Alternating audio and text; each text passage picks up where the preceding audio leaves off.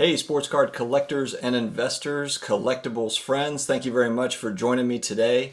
I'm excited to have you guys. I was out of town over the weekend. I was down in Florida visiting my parents, and it was a good time. Man, it's hot down there. It's still hot in October, so it was good to kind of get a little bit of sun, but then also get back a little bit further up north where it's not quite so hot. So good visit, but glad to be back in the studio.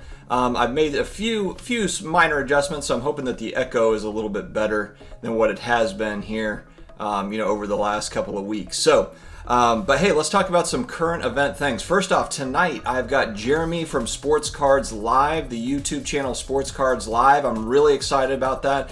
If you have not been to Jeremy's channel, Sportcards Live is really kind of the premier sports card hobby interview channel in my mind. I mean, he has amazing guests on every week, twice a week. Just an overall good guy and a longtime hobbyist that really understands kind of the ins and outs and has really good perspective and attitude with the hobby. So it's a great channel. Check him out for sure. Let's talk football. The Saints, guys. If you're new here, I'm a gigantic New Orleans Saints fan, and they beat the division rival Carolina Panthers yesterday. I'm excited. It was a really rough, sloppy win. But you'll take it however you can get it in the NFL. Not every win is going to be a blowout, and for the Saints, they're proving that no wins are going to be blowouts. They're all going to be nail-biting affairs. So we will stick with that. We'll keep watching.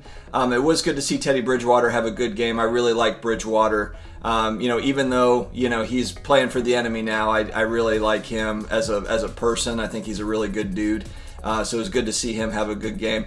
Guys, the NBA might be coming back as quickly as December. That'll be here before you know it. It's going to feel like there wasn't even an off season. So excited to see kind of, what happens with card prices, as we kind of move closer to that season. I'm excited to just watch basketball again that quickly. I think that's going to be awesome. So, I'm not as excited about the new incoming rookie class because I just don't know any of them. But I'm sure there'll be a couple of guys that pop out of that rookie class as well that are going to be really exciting to watch. So we'll stay tuned for that. All right, so today I'm going to be talking about 4 basketball cards, really kind of high-end stuff, huge basketball card sales that happened, over the last, I think they're all over the last couple of weeks. I tried to keep it, kind of very current with what I found. And so I'll go ahead and dig right into it. And so what we have with the first card is a 2000 Ultimate Gold Michael Jordan. It's a PSA auto. It's a DNA auto, authentic, numbered out of 25 and a PSA 10. And this thing sold on the 20th of this month for over $200,000. And I'm not, a huge Michael Jordan collector, knowing all the inserts and stuff. Obviously, I have to assume that this is a very rare card for him. It's obviously not anything close to a rookie card, but it probably falls within that PMG world of rarity for MJ cards. Just have to assume that. But if anyone, the big Jordan collectors, if you're watching this and you have insights onto this Ultimate Gold, I would like to hear your feedback on this. Obviously, it's a big card. I'm just not aware of it, but it's a beautiful card. Don't get me wrong. But that's a big price tag, $200,000. Now it's autographed, it's numbered out of 25, and it is a PSA 10. It might be the only PSA 10 that exists. I didn't check the pop report, but it could very well be that it's kind of that one of one. And so that's what really drove that price up. Even though it's numbered out of 25, my point is, if there's only one PSA 10, then right now anyway, maybe it's the only one out there.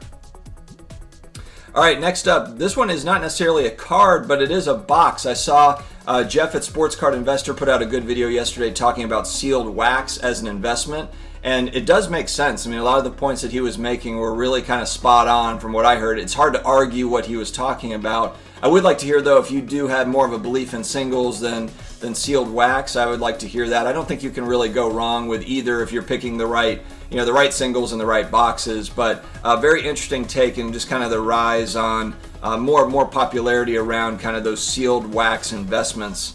Not even necessarily buying and flipping in the short term, but really holding long term as well. So there's an 86 Fleer basketball box that sold about 10 days ago, it looks like. 2 weeks ago, and it was a best offer on eBay at $155,000. and it's sold for that best offer. I went to sellthepeak.com. That's where I typically go to get my best offer information. Great website.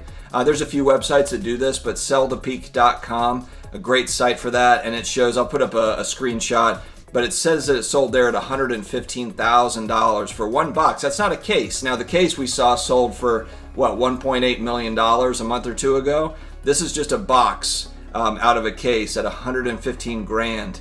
Just incredible. The return on those 86 Fleers are just fun to look at. They're fun to watch. All right, next up, a massive card in the basketball world, a PMG red Michael Jordan from 1997. These are numbered out of 100, so they're rare. They're very rare, and this was it was a massive chase card, and it is a massive chase card to this day. This one, I don't believe there's a grade. I believe it's just BGS authentic, just authenticating that it is actually a PMG MJ numbered out of 100, and it sold for $151,926 by auction a few days back. And this is, again, it's a huge chase card for Michael Jordan fans, basketball card collectors, and basketball fans in general. That's one of those kind of grail cards. It's a extremely rare insert and a huge card in the basketball card hobby. All right, last but not least, we're going to a card that I really like. It's kind of one of those, it just makes me think of like 86 Fleer Michael Jordan rookie cards, what that will be for this next generation. This card is the 2003 Topps Chrome, but it's the refractor, so it's not just the regular Topps Chrome card. It's a lot more rare refractor version of that card. And in a BGS 10 pristine, there was one that sold a few days back for $90,100. And I understand, the demand behind that card, because that's really that's a huge card. The Topps Chrome rookie card, you could say, is kind of the big chase card for LeBron collectors and investors. And that refractor, just being that, if you look at the pop reports on the refractor, they're just so low. I just don't think there's going to be a bunch more that pop out and get a PSA 10 or a BGS 10. So I totally understand how this card has really shot up in price, and a BGS 10 is rare. It's very rare. So for all the LeBron collectors and the fans out there, that's a big card. But to me, I don't know. I feel like that's really got some room to run as far as growth is concerned over time. If sports cards are really taking off in the same way that folks are talking about with fine art and really taking up market share in that collectibles world, I could see this card really taking, making some moves. But we'll have to see. I'm certainly no psychic, but I really like that card in particular. So guys, what do you think about these cards? Did you buy these? I mean, I wasn't going to say in the beginning of the video, but I actually bought all 4 of these cards. Yep. My divorce is probably being filed currently. I just mortgaged everything off, and we're going all in on sports cards. No, but let me know if you guys have these cards, or if you're in the market, or hey, look, are you targeting these long term? I do kind of the the buy and sell to work up to bigger cards, and so these are monster cards. But are these cards that you're targeting as well as you buy and sell sports cards? I'd like to hear your take on it. So guys, thank you very much for joining me. I will have more of these videos coming out, and I have daily videos coming out. I did miss yesterday, but I was driving for 10 hours, so I'll make up for it though, don't worry. I've got a lot of content coming. Please subscribe if you have not already. We've got over 275 videos on the channel. We're closing in on 3,700 subscribers, I believe, at this point, and we're growing. So please join the team, and we will talk to you again later. Thanks, guys.